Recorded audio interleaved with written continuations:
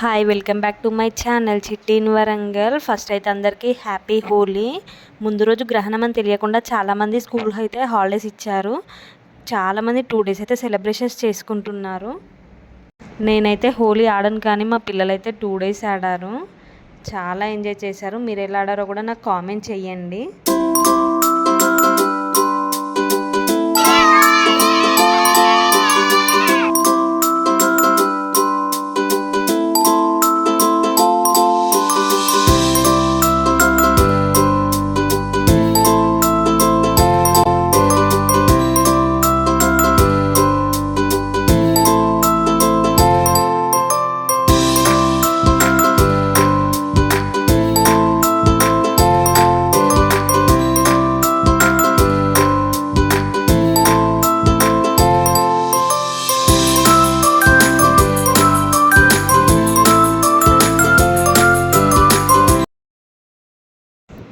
And natural కలర్సే ఆడేలాగైతే పిల్లలకి చూసుకోండి. లేదు అంటే ఇన్ కేస్ చాలా తక్కువ ఆడేటట్టు చూసుకోండి.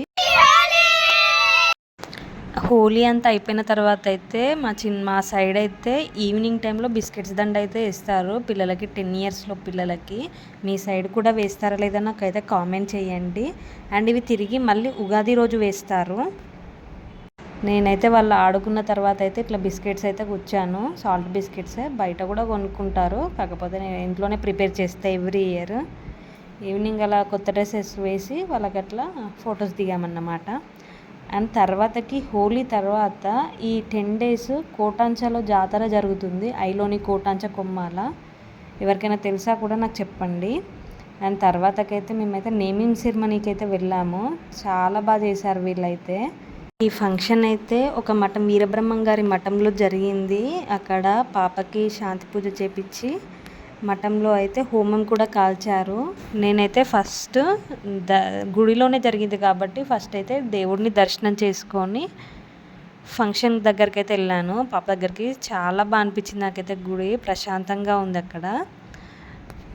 అండ్ నాకు ఈ నేమింగ్ ఐడియా కూడా బాగా నచ్చింది. రివీలింగ్ ఐడియా చాలా బాగుంది. సింపుల్గా, క్యూట్గా చాలా బాగా చేశారు.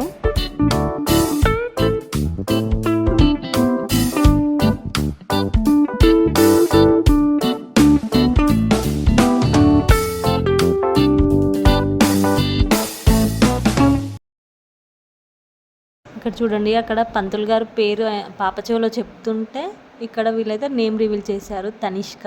చాలా బాగుంది క్యూట్గా. నాకైతే వాళ్ళు ఇంట్లోనే రెడీ చేశారు. ఎంత బాగుందో చూడండి క్యూట్గా. వెళ్ళిన అందరం ఎంజాయ్ చేసాం, కానీ పాప వాళ్ళ అమ్మ మాత్రం మార్నింగ్ 6:30కి వచ్చి 2 వరకు అలాగనే కూర్చొని ఉంది. చాలా ఇబ్బంది పడింది.